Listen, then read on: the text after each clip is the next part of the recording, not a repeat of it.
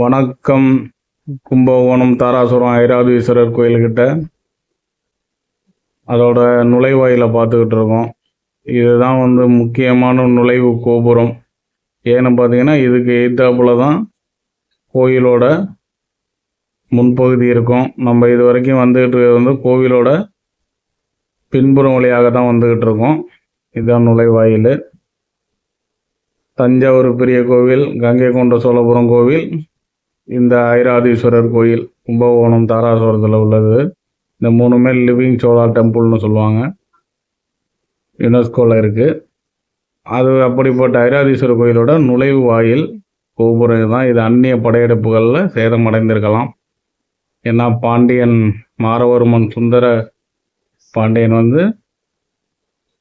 படையெடுப்பு இதெல்லாம் ரொம்ப 3ஆம் ராஜராஜ சோழன் காலத்தில் எடுத்தாருன்னு வரலாறு இருக்குது. பாருங்கள், மெயின் என்ட்ரன்ஸே தான். நன்றி, வணக்கம். சப்ஸ்கிரைப்